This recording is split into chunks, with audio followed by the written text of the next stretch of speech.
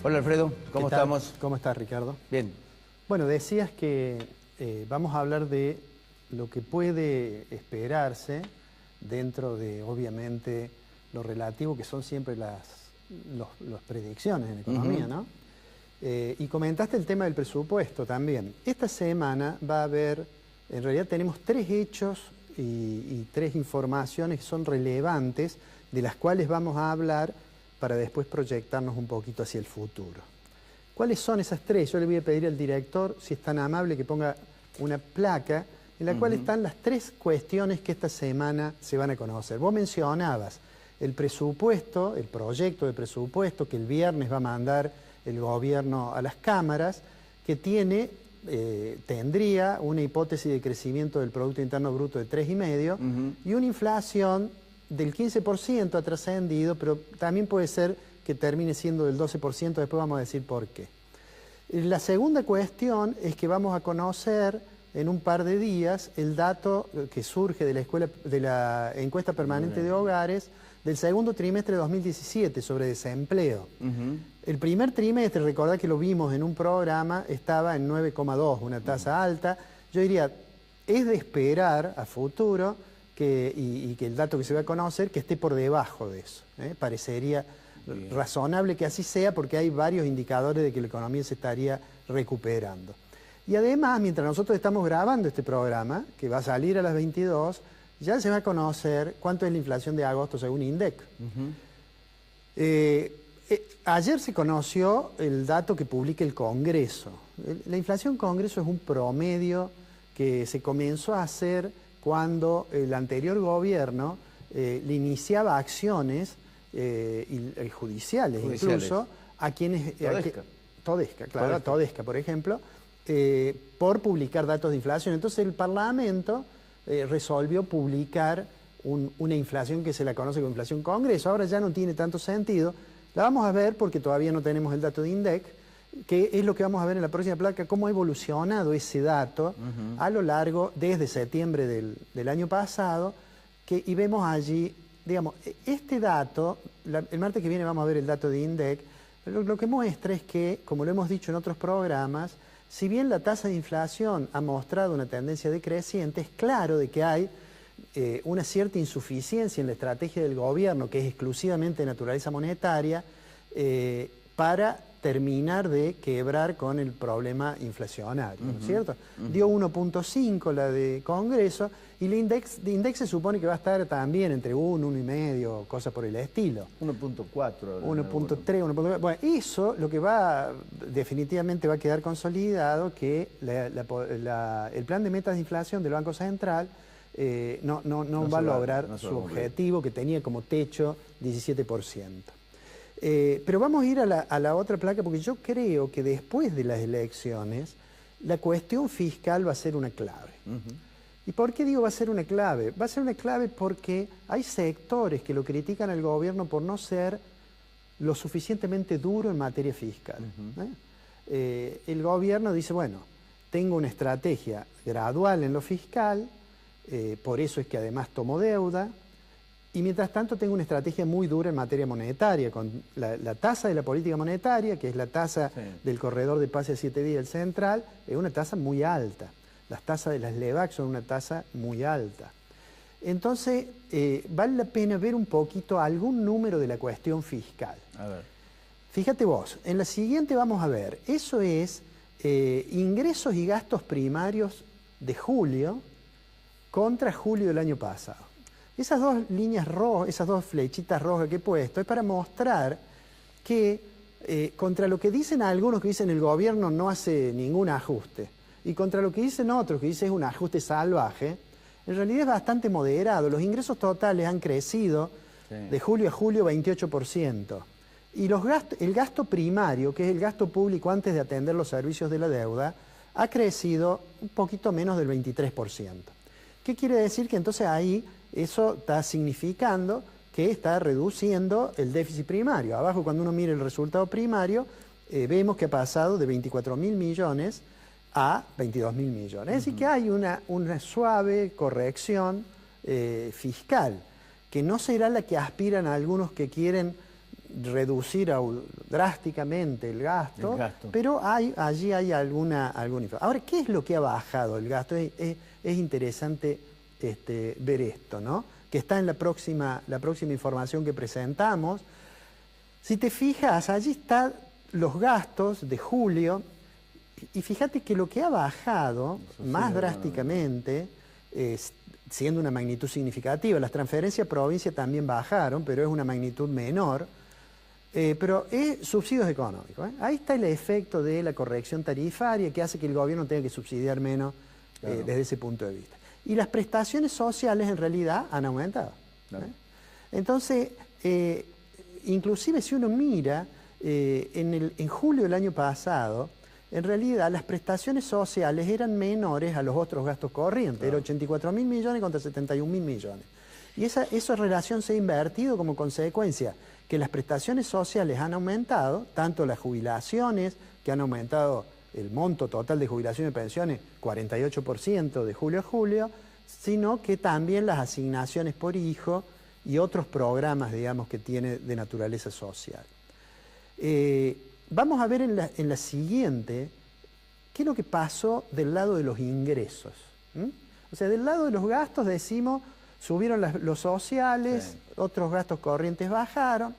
Los ingresos totales, dijimos, crecieron 28%, mientras el gasto había crecido 22%. Si nos fijamos qué es lo que creció, hay 3 rubros que claramente crecen por encima del promedio, y esos 3 rubros son el IVA, las ganancias y la contribución de seguridad social. Uno podría pensar que el IVA es obviamente un impuesto que está directamente vinculado con el nivel de actividad. Y la contribución a la seguridad social es un impuesto que está directamente ligado a digamos, la generación de empleo. Así es. O a los aumentos del monto total de salario. De manera tal que eso es como un indicador indirecto de algo que hemos dicho el programa pasado, es que la economía se está recuperando y que lo que decíamos recién, de que es altamente probable que la tasa de desempleo abierto que va a dar a conocer el INDEC con los datos de la encuesta permanente, de más baja que la del primer trimestre. ¿Qué impacto tiene la inflación precisamente en el IVA particularmente? Bueno, ese es otro análisis que uno podría hacer. Si IVA creció 30%, digamos, como nosotros decimos, los ingresos crecieron el 28% y los gastos el 21%, en realidad no importa con la inflación lo que sea, tengo 6 puntos y fracción digamos, que he recuperado. Ahora, cuando yo miro así la línea y digo, el IVA de julio pasó de 22 a 29, está claro que si creció 30%, hay un crecimiento que no es meramente nominal, porque la tasa de inflación se supone que está claramente por debajo de eso. Esas 3 variables, IVA, ganancias y contribución a la seguridad social, han crecido por encima de la tasa de inflación de los últimos 12 meses, o sea, de la tasa entre julio y julio. Ahora, podríamos ver, porque este es un mes, ¿no? Podríamos ver, digamos, tomar todo el periodo de enero a julio, que es la siguiente información. Y ahí, de enero a julio, ya, si te fijas, la diferencia entre ingreso y gasto es menor. ¿Qué quiere decir esto? Que en realidad esta diferencia a favor de los ingresos versus los gastos es algo que se ha ido profundizando a medida que avance el año. Aquí es solamente 1%, pero de nuevo, cuando uno mira qué es lo de los gastos primarios que creció por encima del 30%, aparecen otros gastos corrientes dentro de los cuales estaba, digamos, que nosotros mencionábamos ahí, los subsidios económicos, ¿no? Digamos, de manera tal que el gobierno puede decir, bueno, razonablemente, si ves abajo, durante los 6 meses el resultado primario aumentó 21%. Es decir, todavía sigue siendo, digamos, un crecimiento alto. Es decir, hasta ahora, digamos, la corrección fiscal ha sido bastante suave. Esto es lo que, digamos, me lleva a pensar que vamos a tener hacia adelante algunas correcciones adicionales, que van a venir por el lado de los gastos, pero que también van a venir por el lado de los ingresos, habida cuenta que va a haber nuevas correcciones en tarifas y eso seguramente va a contribuir a que haya que bajar los gastos, no sé, tan necesarios los gastos en subsidios económicos. En la siguiente información, en la siguiente placa, ahí está lo que el Ministerio cree que es su meta fiscal, digamos. Este es todo el año 2007, Para el primer trimestre tenía una meta de 0,6% del producto y tuvo 0,4%. Para el segundo tenía una meta de 2% y tiene 1,5%. Eso lo hace optimista al gobierno, por más que allí pueda haber diferimientos de pagos, etcétera, pero lo hace optimista de llegar a cerrar 2007 con 4,2%, ¿no? 4,2% todavía está lejos de la meta que como programa de gobierno quiere para el periodo del gobierno. En la siguiente tabla, en el siguiente gráfico, vamos a ver, esta es la meta de inflación que tenía previsto el gobierno. De hecho, la primera, entre 2 y 17, o sea, 14,5 más menos 2,5, esa era la meta para este año. Esa meta no la va a cumplir. No. Cuando yo te decía recién que el presupuesto 2008 se dice que va a tener 15%, si el gobierno manda un presupuesto con el 15% de inflación estimada, va a mandar un presupuesto que tiene más inflación que la meta del central. Porque la meta del central es 10% más menos 2. Y finalmente para 2019 es 5% más menos 1,5. Claro. Este plan, que es el plan de metas de inflación que anunció el Banco Central, no se va a cumplir. Eso seguramente no se cumple.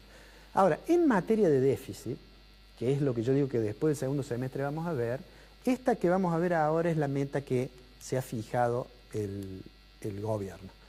No sé si tenemos otra bueno, no la tenemos allí, pero de todos modos va a bajar del 4,2 hasta de acá a 2 años al 2%. ¿Qué podemos decir entonces de la economía después de las elecciones? Bueno, lo primero que podemos decir es que la tasa de inflación está bajando, pero no en los términos en que el gobierno supone que debería bajar con la estrategia monetaria de metas del Banco Central. En segundo lugar, la economía se está recuperando y deberíamos esperar entonces que los datos de desempleo que vamos a conocer y que los datos de producto que vamos a ir viendo a través del estimador mensual de la actividad económica o a través de las estimaciones del PIB, van a mostrar que efectivamente se está recuperando. Esto viene a ratificar algo que dijimos en marzo, que era que en la discusión política, la oposición cuestionando lo económico, muchos creían que al gobierno no le convenía hablar de economía. Habida cuenta de todas las cosas que han ocurrido últimamente, casi que le está empezando a convenir poner en la agenda de la discusión para las elecciones la situación económica. Depende del impacto que tenga la presentación del presupuesto y la discusión. Sí, pero sin lugar a dudas, esa va a ser una discusión en la cual la oposición le va a decir, mire, usted está subestimando la inflación, usted está sobreestimando el crecimiento. Ahora, de los datos ciertos, el gobierno puede hacer de eso una fortaleza para discutir. Y decir, ustedes me dijeron que había un abismo de despidos, mire lo que dice la tasa de desempleo, ustedes me dijeron que la economía no iba a salir así de la recesión, mire lo que dicen los estimadores, eso le da una cierta fortaleza. Por supuesto, y vuelvo a decir esto, el gobierno va a insistir con su estrategia de metas de inflación, que a mí me parece que está mostrando que hay un nivel por debajo del cual la estrategia esa no hace bajar la tasa y sin embargo sí le pega al nivel de actividad. ¿Nos encontramos la semana que viene? Nos vemos la semana que viene. Dale.